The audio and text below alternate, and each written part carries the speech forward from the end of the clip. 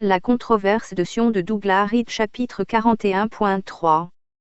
L'extension de la Révolution, suite et fin chapitre 41. Telle fut l'issue de la Seconde Guerre mondiale, et l'accord qui conclut le tout, dans lequel Staline fut ajouté aux deux signataires de la Charte de l'Atlantique de 1941, précisait, par cette déclaration, nous réaffirmons notre foi dans les principes de la Charte de l'Atlantique. Ainsi se termina la conférence de Yalta, à l'exception d'un détail important. Au cours d'une dernière rencontre, en aparté, entre le président Roosevelt et Staline, juste avant le départ du président pour sa visite du roi Ibn Saoud, Staline déclara que le problème juif était compliqué, qu'il avait essayé d'établir un foyer national pour les juifs dans le Birobizan, 46 régions du sud-est de la Russie, NDT, mais qu'il n'y était resté que 2 ou 3 ans avant de s'éparpiller dans les grandes villes. Alors, le président Roosevelt, avec les manières d'un membre d'un club exclusif qui serait sûr que son hôte en fait également partie, déclara qu'il était sioniste et demanda au maréchal Staline s'il l'était aussi. Cet échange génère chez le lecteur le sentiment de deux hommes appréhendant finalement le cœur du sujet. Staline répondit Tchou, il l'était dans les principes, mais il en reconnut la difficulté. Dans cet échange, le voleur de banque géorgien sonne plus comme un homme d'État et parle encore plus prudemment que tout leader occidental au cours des 40 dernières années, aucun d'entre eux n'ayant admis l'existence d'une quelconque difficulté. M. Churchill avait l'habitude de dénoncer toute mention d'une difficulté comme étant anti-juive et antisémite. Il ne s'agissait pas de la totalité de la conversation à ce sujet, bien que ce soit tout ce que révèle l'enregistrement officiel. Le même jour, le dernier sur la totalité de la conférence, Staline demanda à Roosevelt s'il entendait faire aucune concession au roi Ibn Saoud, et le président répondit Tchou, il n'y avait qu'une concession qu'il pensait pouvoir proposer, et qu'elle consistait à lui, Ibn Saoud, donner les 6 millions de juifs des États-Unis. Cette dernière citation est authentique mais elle fut retirée de l'enregistrement officiel. Toutes les déclarations ci-dessus, à l'exception d'une seule, sont issues de l'ouvrage officiel, The Conferences at Malta and Yalta, 1945, publié par le département d'État américain le 16 mars 1955. Le lendemain matin, les journaux en firent leur grand titre, parmi lesquels celui du Montréal Star est typique, les capitales du monde sont outrées, choquées par la révélation des secrets de Yalta. C'était une absurdité, en 1955, la population était déjà devenue insensible à ce sujet, ayant été menée par le contrôle de la presse à l'état de confusion impotente prédit dans les protocoles de 1905. D'un point de vue historique, le contenu de ces documents relatifs à Yalta est suffisamment accablant, pourtant ils ne sont pas complets. L'essentiel a été retiré, j'en ai donné un exemple, et il s'agissait probablement des informations les plus choquantes. En mai 1953, sous la pression du Sénat des États-Unis, le département d'État américain s'engagea dans la publication avant juin 1956 de la version exhaustive de chacune des 12 conférences ayant eu lieu pendant la guerre. En mai 1956, seule la version censurée de Yalta avait été publiée. Le Dr Donald M. Dozer et M.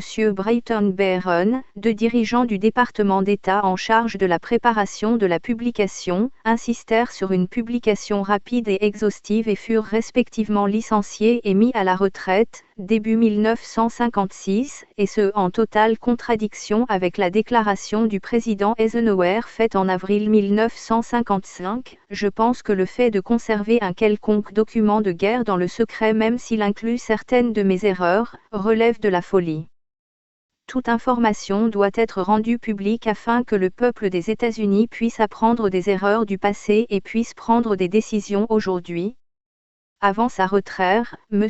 Barron fut l'objet d'exténuantes sessions de lavage de cerveau afin de s'assurer de son consentement concernant l'effacement de documents importants, et informa sa hiérarchie que le recueil qu'il s'apprêtait à publier serait une version modifiée, incomplète et fortement censurée tendant à protéger le gouvernement précédent et à induire le peuple américain en erreur. Ce récit relatif au document de Yalta démontre que, 10 ans après la Seconde Guerre mondiale, le pouvoir était toujours entre les mains du « groupe occulte », qui durant la guerre avait été capable de détourner les ressources, les opérations militaires et les décisions politiques dans l'objectif d'étendre la révolution.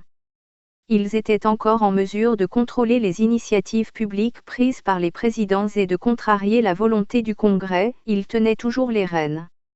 Cela signifie que le noyautage du gouvernement américain et de ses départements par des agents de la Révolution, qui commença en 1933 pendant le premier mandat de M. Roosevelt, n'était pas terminé en 1955, et ce malgré de nombreuses révélations. Cela signifie aussi que, comme cela fut déjà le cas, la dynamique américaine dans l'éventualité d'une troisième guerre pourrait être détournée de la même manière que précédemment afin de promouvoir le projet hégémonique d'une société mondiale communisante, la troisième étape dans le processus de Lénine. Une fois de plus, les peuples impliqués se battraient pour atteindre des objectifs, diamétralement opposés aux causes qui leur seraient présentées à l'occasion d'un quelconque nouveau Pearl Harbor. Ce sabotage de l'Occident n'était pas restreint aux États-Unis, il touchait l'intégralité du monde occidental, et ce chapitre ne traite que du cas américain parce que, étant donné la situation actuelle, la force et la richesse de l'Amérique sont si grandes que leur utilisation à bon ou à mauvais escient détermineront probablement les résultats. Une situation similaire existait dans le pays, la Grande-Bretagne, à partir duquel s'étaient originellement développées les grandes nations outre-mer, et parmi elles, dans les deux plus grandes, le Canada et l'Australie. La première révélation eut lieu au Canada, immédiatement après la fin de la guerre, et c'est la seule affaire parmi 4 pour laquelle une enquête gouvernementale complète et une communication totale du rapport auprès du public eurent lieu. Elle permit aussi d'entraîner toutes les révélations ultérieures qui touchèrent l'Amérique, l'Australie et la Grande-Bretagne. Un Russe, au risque de sa vie, fit part au gouvernement canadien du réseau d'infiltration et d'espionnage gouvernemental dont l'ambassade soviétique à Ottawa était le centre. Malgré le rôle majeur joué par les Russes dans ce processus de mise en garde, les dirigeants occidentaux et la presse continuèrent à monter les masses contre les Russes, et non contre les comploteurs révolutionnaires dont la Russie était captive. Cette enquête publique exhaustive, qui serait normalement inimaginable, semble être due au fait que le Premier ministre canadien de l'époque, M. Mackenzie King, bien qu'étant un homme politique rusé, était dans tous les autres domaines un homme simple, plus intéressé par la communication avec le monde des esprits que par toute autre chose. Quand il fut convaincu, grâce à la consultation de différents documents, de la véracité des déclarations d'Igor Gouzenko, il réalisa qu'elles révélaient la situation la plus grave que le Canada ait jamais connue, et informa en hâte le président américain, le successeur de M. Roosevelt, et le Premier ministre britannique d'alors, M. Clement Attlee, que la situation se présentait comme étant encore plus grave en Amérique et en Angleterre. À cette période, les preuves écrites de M. Whittaker Chambers démontrant que M. Algéris était au centre d'un réseau soviétique au cœur du département d'État américain étaient disponibles, mais ignorées par 2 présidents américains depuis 6 ans, et 3 ans plus tard, M. Truman allait publiquement rejeter ces histoires-là les qualifiant de « diversion ». Les révélations relatives à M. Rhys et à ses partenaires s'ensuivirent au cours d'un procès qui fut le résultat exclusif des efforts d'individus patriotes, dont M. Richard Nixon qui allait plus tard devenir vice-président, pour extirper la vérité à un gouvernement récalcitrant et pour forcer sa divulgation. De nombreuses révélations suivirent l'affaire Rhys, démontrant que les départements du gouvernement américain avaient été noyautés par des agents soviétiques, et ce à tous les niveaux. Les documents traitant de cette époque et de ce sujet sont désormais trop nombreux ne serait-ce que pour être résumés dans cet ouvrage, mais ils sont sans équivoque, et pour la plupart officiels bien que rendus publics laborieusement. En Angleterre, pendant les 6 années qui suivirent l'avertissement du Premier ministre canadien, rien ne fut fait pour régler la situation révélée par la plus haute autorité. Puis, en 1951, 2 fonctionnaires du ministère des Affaires étrangères, l'un d'entre eux cadre supérieur et jeune homme prometteur, et tous 2 des personnages connus qui avaient manifestement été protégés et promus au cours de leur carrière par quelques puissants alliés, disparurent soudainement. On sut qu'il avait fui en Russie, effrayé par une révélation similaire à celle qu'avait connue M. Rhys. Pendant 4 années supplémentaires, les gouvernements britanniques, socialistes et conservateurs, refusèrent toute enquête ou information publique sous le prétexte que « toutes les recherches possibles sont en cours ». Et puis, en 1955, le ministère des Affaires étrangères britannique annonça tout à coup que les 2 individus étaient suspectés d'avoir transmis dès 1949 des informations secrètes au gouvernement soviétique. Ils disparurent en 1951. Cette déclaration tardive n'avait rien de spontané, elle fut extirpée du gouvernement britannique seulement grâce au fait qu'à nouveau, un Russe, Vladimir Petrov de l'ambassade soviétique à Canberra, avait fui sa captivité et avait révélé que ces 2 individus, Burgess et McLean, avaient été recrutés en tant qu'espions pour le compte des soviétiques au cours de leurs années d'études à Cambridge 20 ans auparavant, 1930 à 1935, séduire et capturer des hommes pendant leur jeunesse insouciante. Est la méthode sur laquelle les documents de Weishaupt et les protocoles insistent. La carrière d'Algérie en Amérique en offre une parfaite analogie. Immédiatement après cet aveu tardif émis par le ministère des Affaires étrangères, Burgess et McLean furent fièrement exhibés à la presse internationale basée à Moscou comme étant des fonctionnaires du ministère des Affaires étrangères, et immédiatement après cet événement, les dirigeants soviétiques d'alors, Khrouchtchev et Boulganin furent invités à participer à une visite officielle à Londres. Les révélations faites par Petrov déclenchèrent une enquête en Australie, la 4e grande nation infiltrée, enquête menée par une commission royale composée de 3 juges. De toutes les investigations, seule celle-ci peut être comparée à celle qui eut lieu au Canada 9 ans plus tôt. Elle fut relativement approfondie, et le rapport public, 14 septembre 1955, spécifiait qu'à partir de 1943, l'ambassade soviétique à Canberra dirigea et géra un réseau d'espionnage en Australie. Il mettait également en garde contre les espions soviétiques qui continuaient à être actifs en Australie grâce à l'apport d'agents secrets pénétrant dans le pays en se faisant passer pour des immigrants.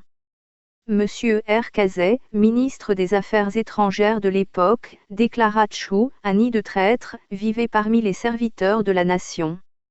Ces mots confirmaient ce que Monsieur Mackenzie King avait déclaré 10 ans plus tôt. Et au cours de cette décennie, aucune mesure véritablement efficace ne fut prise dans chacun des 4 pays affectés, ou infectés, afin de remédier à la situation mortellement dangereuse qui avait été révélée. Une des raisons principales expliquant ceci réside dans le fait que toutes les enquêtes gouvernementales, parlementaires ou judiciaires, à l'exception d'une seule, induisirent l'opinion publique en erreur plus qu'elles ne l'informèrent, en se focalisant uniquement sur la notion d'espionnage, qui représente en fait un élément mineur. Le fait que de grands pays essaient d'obtenir des informations, via leurs espions et leurs agents, sur des dossiers militaires et d'autres sujets que d'autres grands pays veulent conserver secrets est généralement bien connu, si bien que les populations qui découvrirent l'étendue des activités d'espionnage ne furent pas émues outre mesure, cela relevant simplement, selon leurs opinions, des responsabilités du contre-espionnage. Ainsi, les enquêtes détournèrent l'attention publique de la situation réellement alarmante qui était rapportée. Il ne s'agissait pas d'un simple vol de documents, mais du contrôle de la politique d'État à ses plus hauts niveaux, qui fut obtenu par l'infiltration des pays occidentaux. Ce contrôle permit d'orienter les armes, les biens, les richesses, les opérations militaires et le comportement des hommes politiques occidentaux durant les grandes conférences internationales dans une dynamique où ils produiraient un gain maximum en termes de territoire et de puissance militaire, pour l'État révolutionnaire. Cette situation ne fut révélée qu'au cours du procès de Rhys et des nombreuses enquêtes et révélations annexes. Elles démontrèrent que la Révolution disposait d'agents placés au sommet de la pyramide politique, d'où ils étaient en mesure de diriger la politique d'État et tous les efforts consentis par les nations. Chacun des 2 hommes transmit des documents secrets, mais il s'agissait de tâches minimes et secondaires eu égard à leur œuvre principale, qui consista à élaborer la carte et la configuration de l'Europe auquel le monde fait aujourd'hui face. Les noms de M. Alger Rhys et M. Harry Dexter White sont inséparables de ce dénouement. M. Rhys, après son passage à l'université dans les années 30, progressa rapidement au sein du service public, grâce à certains appuis, de la même manière que le fit Donald Maclean dans l'administration britannique. Il fut dénoncé en 1939 comme agent soviétique par un camarade communiste qui prit conscience de ses responsabilités lorsque l'État communiste se joignit à Hitler pour attaquer la Pologne, et cette preuve fut ignorée pendant des années, au cours desquelles 2 présidents américains poursuivirent son avancement. À Yalta, il était en permanence aux côtés de M. Roosevelt, parfois durant ses entretiens particuliers avec Staline, et l'abandon de l'Europe de l'Est à la Révolution ne peut être dissocié de son nom. Les révélations faites au sujet de ses activités pendant son procès rendent cette conclusion inévitable. Après Yalta, comme preuve de la confiance exceptionnelle placée en lui par le groupe international qui contrôlait les événements au cours de cette période troublée, il fut nommé premier secrétaire général des Nations Unies, qui virent ainsi le jour en avril 1945, à San Francisco, sous la direction d'un agent de la Révolution. Le rôle décisif que joue Harris à Yalta est illustré par quelques citations marquantes. À la veille de Yalta, M. Edward Stettinius, secrétaire d'État en titre, indiqua à son personnel que tous les mémorandums destinés au président et traitant des sujets qui devaient être débattus lors de la rencontre entre les 3 grands devaient parvenir à M. Harris avant le lundi 15 janvier. Ainsi, M. Harris devint le responsable des recommandations écrites faites par le département d'État au président pour tout ce qui touchait aux questions abordées à Yalta. M. James F. Burns, un ex-secrétaire d'État qui participa à Yalta, en sa qualité de directeur du Bureau de mobilisation militaire et de reconversion, déclara « De ce que j'en perçus, le président avait peu préparé la conférence de Yalta. Ce n'est que le jour où nous débarquâmes à Malte que je découvris que nous avions à bord des dossiers d'études et de recommandations très complets préparés par le département d'État. Plus tard, lorsque je pris connaissance de certains de ces excellents dossiers, je regrettai grandement qu'ils n'aient pas été étudiés lorsque nous étions à bord. Je suis persuadé que l'incapacité à les étudier pendant le voyage fut due à la maladie du président. Ces documents préparés par des experts et des fonctionnaires du département d'État décrivaient une vision des relations à venir avec les soviétiques qui ne correspondait pas à la manière dont Roosevelt s'exprima à Yalta, ce qui est normal puisqu'il n'avait pas lu les 10 documents. C'est en fait M. Harris qui élabora la politique américaine à Yalta. M. Stettinius relate la présence de M. Harris, derrière le président, pendant les conférences officielles, et affirme que lui-même consultait systématiquement Harris avant et après ces discussions. Le rapport américain officiel, mais expurgé de la conférence de Yalta, fut apparemment rédigé en gardant à l'œil la dissimulation du rôle de Harris. Toutes les notes et les commentaires sont les siens et ceux-ci n'ont aucun sens si on les extrait de leur contexte fondamental, son appartenance au complot. M.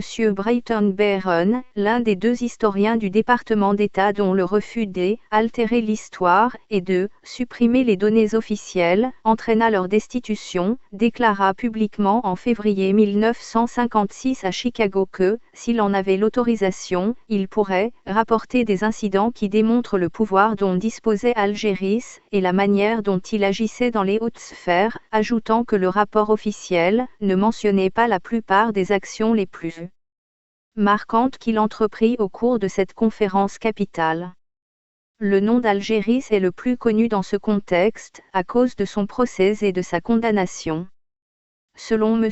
Whittaker Chambers, qui est l'expert faisant autorité sur ce sujet, c'est l'homme connu sous le nom de Harry Dexter White, qu'il qualifie comme étant l'un des hommes les plus puissants de la planète, qui pourrait avoir joué un rôle encore plus important en termes d'élaboration de la politique d'État américaine au service des intérêts soviétiques.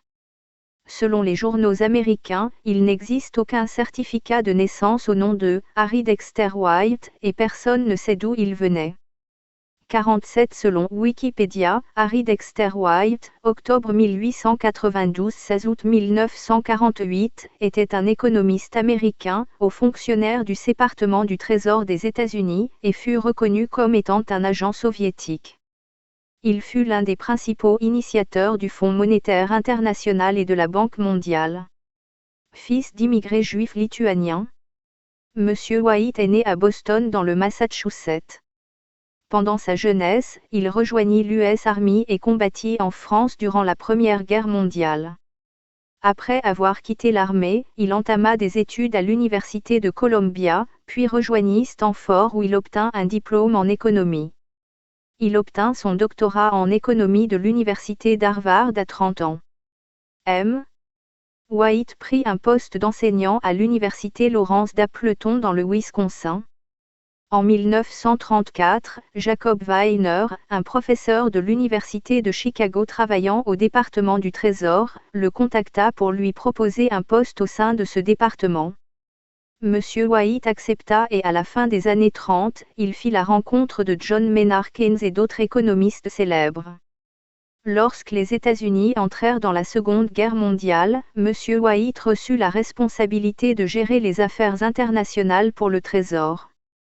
Il eut des échanges approfondis avec les Alliés, y compris avec l'Union soviétique, dont les représentants participèrent à la conférence de Bretton Woods qui fut dominée par White et Keynes. Juste après sa nomination, M. Henry Morgenthau Jr., le seul membre du cabinet à avoir officié tout au long des 12 années de mandat présidentiel de M. Roosevelt, introduisit Harry Dexter White, 1934, au sein du Trésor des États-Unis. Sa progression, comme celle de M. Horace au département d'État, y fut rapide, ce qui suggère l'existence d'un puissant soutien.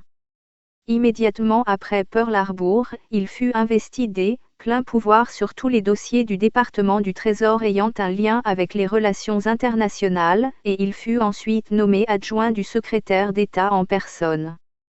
Durant toutes ces années, l'homme dont l'identité ne sera apparemment jamais connue fut un agent soviétique, et la preuve fut fournie au président Roosevelt, qui l'ignora. M.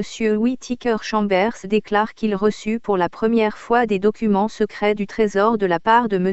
White, pour transmission au gouvernement soviétique, en 1935, et en 1939, après l'alliance entre Hitler et Staline, il était prêt à présenter les documents prouvant les activités de M. White et de M. Horace. Ces documents furent alors conservés en lieu sûr par ses soins pendant 9 années supplémentaires, jusqu'à ce qu'il les ressorte afin d'anéantir le procès en diffamation que M. Horace lui avait intenté. Du début à la fin, aucune entité gouvernementale ne les prit en considération. En 1941, le F.B. interrogea M. Chambers qui donna le nom de M. White, mais aucune procédure ne s'ensuivit. Le F.B. fut également incapable de mettre en branle une quelconque mécanique gouvernementale sur ce dossier, et les révélations qui suivirent, grâce à des agences privées, n'eurent lieu qu'en 1948. La première intervention notable de M. White dans la politique nationale américaine eut lieu en 1941. Selon les déclarations de 2 sources au-dessus de tout soupçon, les professeurs William Langer et S. Everett Gleason de l'Université d'Harvard dans l'ouvrage The Undeclared War, la guerre non déclarée, NDT, il est celui qui rédigea l'ultimatum américain du 26 novembre, par lequel le Japon fut manipulé afin qu'il tire le premier, à Pearl Harbor, phrase du secrétaire Stimson. Ainsi, l'on peut retrouver sa patte dans l'action initiale lors de l'entrée de l'Amérique dans la Seconde Guerre, ainsi que l'influence soviétique derrière cette action. Ayant façonné le début de la Seconde Guerre, il en façonna aussi la fin, dans l'intérêt du même parti, celui de ses maîtres. Il est généralement considéré comme étant l'auteur du plan Morgenthau.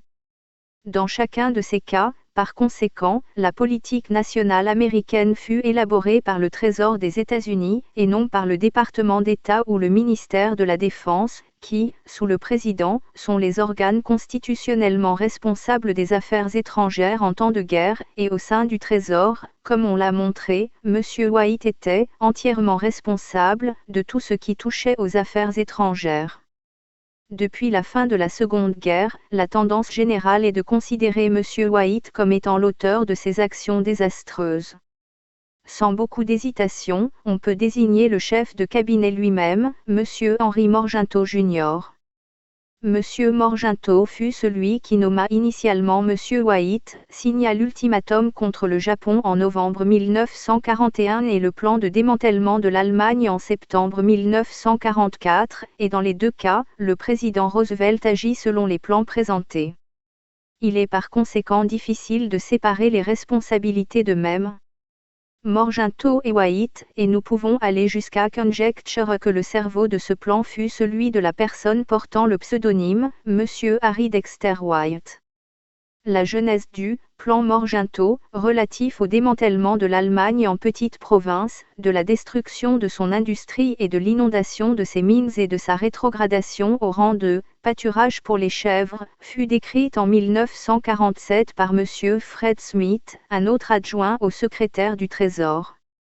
Il déclara que la première discussion sur ce sujet, à laquelle il assista, impliqua le général Eisenhower, M. Morgenthau et M. White, et eut lieu dans la tente de campagne du général au sud de l'Angleterre le 7 août 1944. Selon M. Smith, M. White mit le sujet de l'Allemagne sur la table, le général Eisenhower dit qu'il souhaitait leur mener la vie dure pendant un moment, l'ensemble de la population allemande joue les paranoïaques, et M. White fit remarquer, nous pourrions avoir besoin de vous citer à propos de la manière dont gérait le peuple allemand, que quoi le général Eisenhower déclara qu'il était d'accord. Sur cette base, M. Morgenthau conçut le plan, et se rendit à Londres pour l'analyser avec même Churchill et Eden, puis il revint en Amérique par avion et le présenta au président Roosevelt. Jusque-là, d'après M. Smith, le département d'État n'avait pas été informé des activités de M. Morgenthau dans cette affaire. M. Roosevelt nourrissait apparemment des suspicions et mit en place un comité dédié à l'élaboration du plan, comité au sein duquel les secrétaires d'État et de la Défense rejoignirent finalement M. Morgenthau du Trésor. La présentation du plan Morgenthau au comité entraîna la plus violente explosion qui ait jamais eu lieu dans les glorieux appartements de la Maison-Blanche. M. Hull et M. Stimson l'attaquèrent violemment. Pourtant, lorsque le président Roosevelt se rendit à Québec pour rencontrer M. Churchill, M.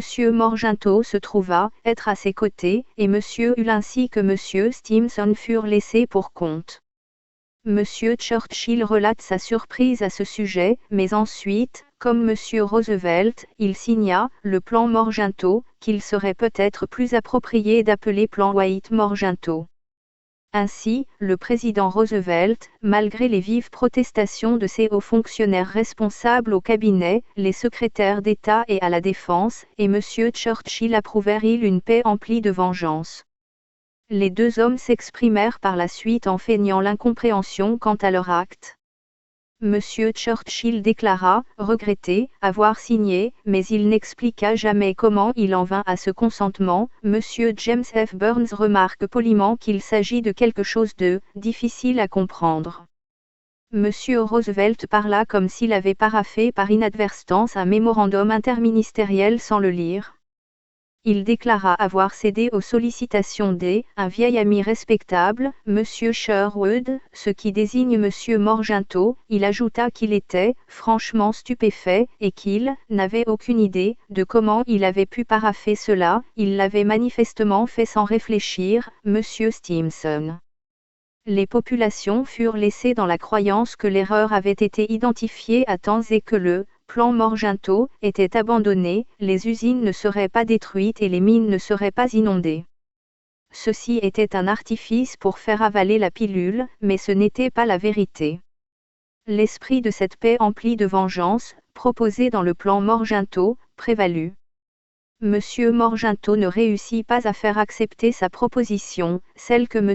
Roosevelt fit en plaisantant à Staline pendant la conférence de Yalta, de faire exécuter par les militaires les grands criminels, sans aucun procès, mais les procès qui eurent lieu restent un déshonneur pour la justice occidentale. La partition de l'Allemagne, qui consistait en fait en la partition de l'Europe, qu'elle soit amie ou ennemie, fut plus menaçante pour l'avenir qu'un quelconque démantèlement de l'Allemagne en province. Par-dessus tout, en acceptant l'esclavage des travailleurs, l'Occident inversa la dynamique de progrès vieille du XIXe siècle. De façon significative, 11 ans après la fin de la guerre, le gouvernement des États-Unis s'abstint de signer une convention internationale, proposée par l'Organisation mondiale du travail, qui interdisait le travail forcé. Son adhésion fut manifestement entravée par sa signature des accords de Yalta. Ainsi, le fantôme de Harry Dexter White continue-t-il à hanter la scène, car la conformation que cet agent soviétique et ses associés donnèrent à la politique du gouvernement américain laissa l'avenir de l'Occident plus incertain que jamais. À la fin de la guerre, sa cote de popularité auprès des présidents américains continuait à monter, puisqu'il obtint la présidence de la seconde des deux grandes conférences de planification au cours desquelles l'avenir des États-nations devait être immergé dans celui d'un directoire mondial. La première fut la conférence inaugurale des Nations Unies, qui fut présidée par M. Algéris. La seconde fut la conférence de Bretton Woods sur la monnaie, qui permit la mise en place de la Banque mondiale et du Fonds monétaire international. M. White fut l'organisateur de cette conférence pilote, et fut ensuite nommé directeur exécutif américain du Fonds monétaire international.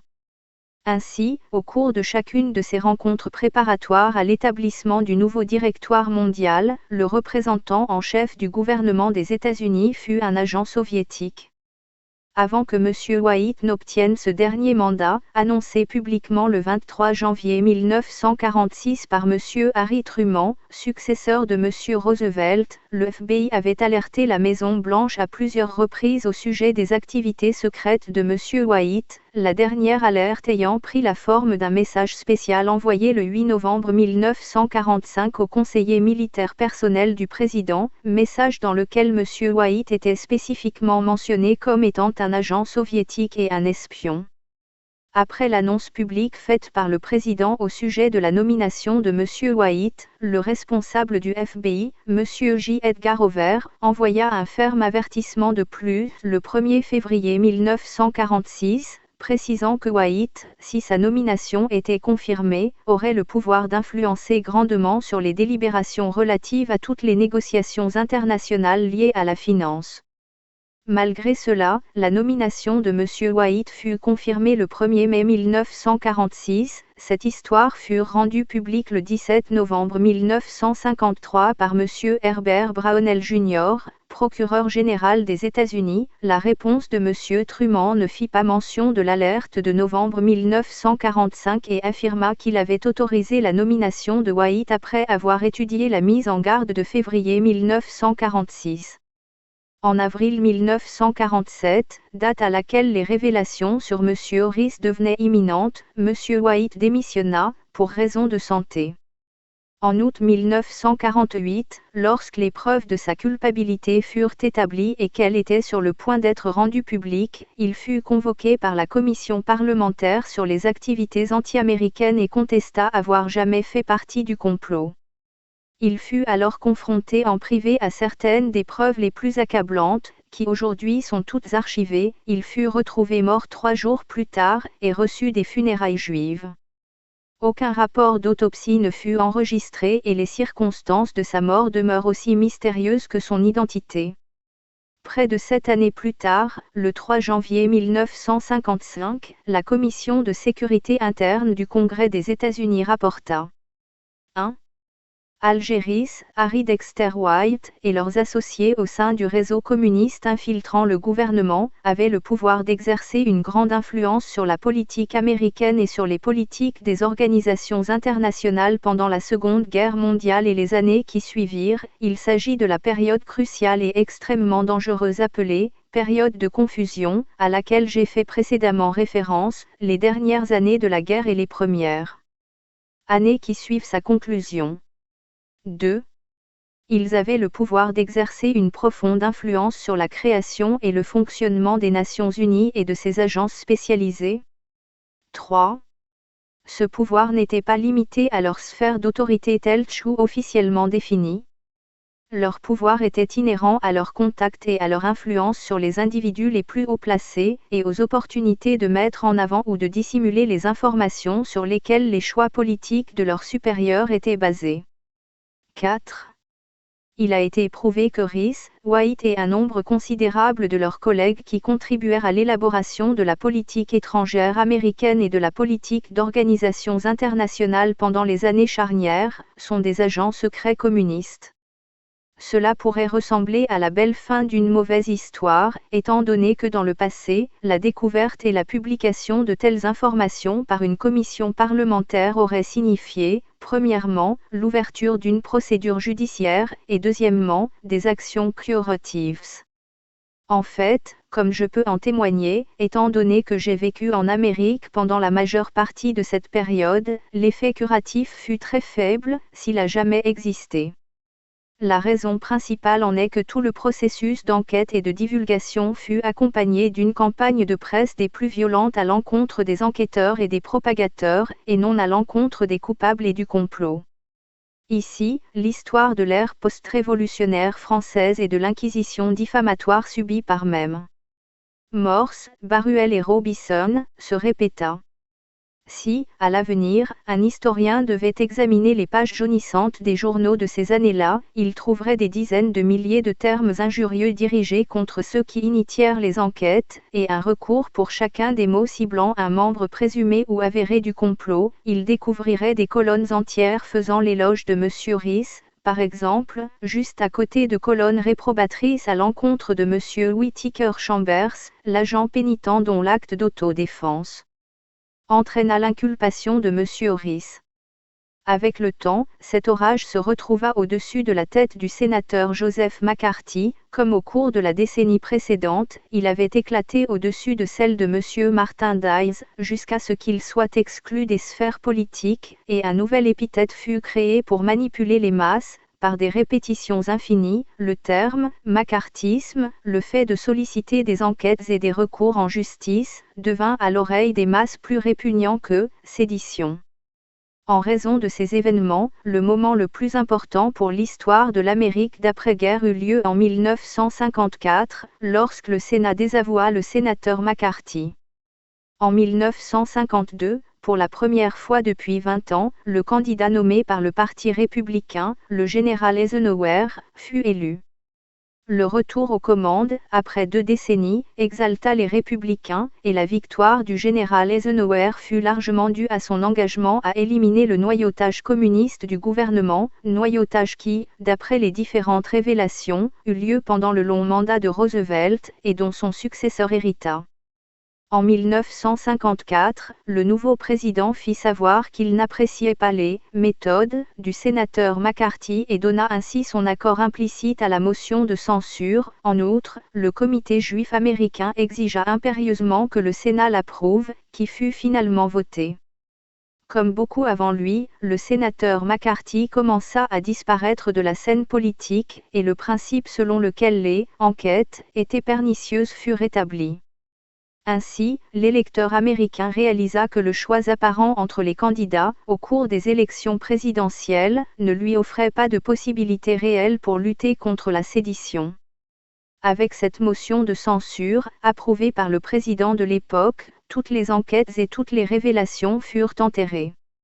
À partir de ce moment, les agents conspirateurs furent implicitement autorisés à reprendre les activités souterraines, qui, pendant la Seconde Guerre, avaient abouti aux situations orchestrées par même Alger Rhys et Harry Dexter White. C'est cette dimension qui confère à la politique américaine une puissance démesurée et redoutablement explosive dans la perspective d'une guerre future.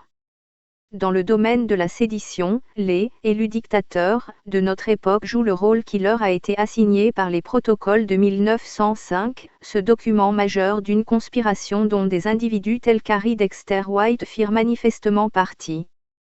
Le protocole numéro 19 spécifie que lorsque le super-gouvernement sera mis en place, la sédition sera placée dans la catégorie des vols, meurtres et autres sortes de crimes abominables et répugnants, et il ajoute que « nous avons fait de notre mieux pour arriver à ce que les États-nations n'acquièrent pas les moyens de lutter contre la sédition ». C'est pour cette raison qu'au travers de la presse et des discours et indirectement, nous avons promu le martyre des conspirateurs servant le concept de bien public. Pendant une longue période, M. Rhys fut décrit comme un martyr dans la presse du monde entier, et ce quel que soit le parti concerné, le sénateur McCarthy, qui avait réussi à acquérir les moyens de lutter contre la sédition, fut présenté comme une brute. Ce contrôle de la presse, établi au cours des 2 dernières décennies, permet à la conspiration de se tenir entre les États-nations et leur volonté d'en finir avec la sédition. Les protocoles de 1905 prédirent « Nous vaincrons avec certitude nos ennemis, car ils ne disposeront pas des organes de presse au sein desquels ils pourraient exprimer leur point de vue d'une manière complète et définitive. » En Amérique, par laquelle aujourd'hui passe l'avenir de l'Occident, le sujet est encore plus complexifié par la présence d'un organe capable de réaliser des interventions drastiques dans ce domaine. La Cour suprême des États-Unis, ayant mandat d'arbitrer sur des questions constitutionnelles entre le gouvernement fédéral et les gouvernements spécifiques des 48 États, traite généralement de points qui, dans d'autres démocraties parlementaires, relèveraient de la sphère législative et non de la sphère juridique. En outre, les membres de cette Cour sont des hommes politiques, c'est-à-dire des membres de partis, pas forcément des juristes professionnels ou des individus ayant suivi une formation en droit. Le danger induit par ce contrôle politique est évident, et il fut illustré par un vote majoritaire effectué le 2 avril 1956, au cours duquel la Cour suprême annula la condamnation d'un communiste dans le cadre de la loi de l'État de Pennsylvanie contre la sédition. Au cours de ce jugement, la Cour suprême estime que « le domaine de la sédition relève exclusivement des compétences du Congrès, et il n'existe pas de légitimité pour des législations ou des procès menés par les États contre la sédition ». À cette époque, 42 des 48 États disposaient de lois contre la sédition, et ce jugement, s'il n'est pas annulé par une loi spécifique émanant du Congrès, réduirait considérablement les barrières à la sédition en Amérique émanant des pouvoirs distincts de ces 42 États, ne laissant comme seule défense que l'administration fédérale, qui, à plusieurs reprises au cours des 10 dernières années, s'était révélée être infestée de révolutionnaires. En outre, ce jugement peut être rapproché de l'extrait des protocoles cités précédemment. Enfin, la Seconde Guerre entraîna la renaissance de la Ligue des Nations, qui avait émergé de la Ligue d'imposition de la paix. Cet organe ne fut manifestement jamais une alliance entre nations, mais un instrument de contrôle des nations, manipulé par quiconque réussissait à en prendre le contrôle. Les conclusions de la commission sénatoriale citée plus haut témoignent du rôle joué par même Algéris, Harry Dexter White et leurs associés dans la conception et l'organisation de cette ligue. Leur intention était clairement une extension de la révolution mondiale, en accord avec la directive de Lénine et la création du super-gouvernement annoncé par les protocoles. L'ombre du régime de camps de concentration planétaire plane déjà à travers sa Convention sur les génocides, où l'infliction de souffrance mentale est définie comme un crime contre des groupes indéfinis. Ce qu'il en adviendra dépend du succès ou de l'échec futur des États-nations dans leur lutte contre la sédition.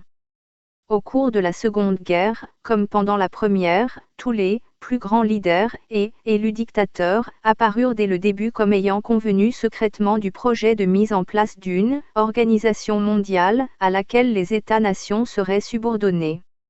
C'était leur propre projet, non celui de leur peuple, qui ne furent jamais consultés. Aucune nation n'a jamais manifesté le désir de noyer son identité dans un quelconque État mondial, dirigé par on ne sait qui. Au contraire, l'amour durable de la nation, malgré toutes les difficultés et toutes les défaites, est le sentiment humain le plus évident qu'ait révélé le XXe siècle, et cela augmentera certainement jusqu'à ce que la manipulation des nations cesse et que l'idée d'annihiler les nations disparaisse.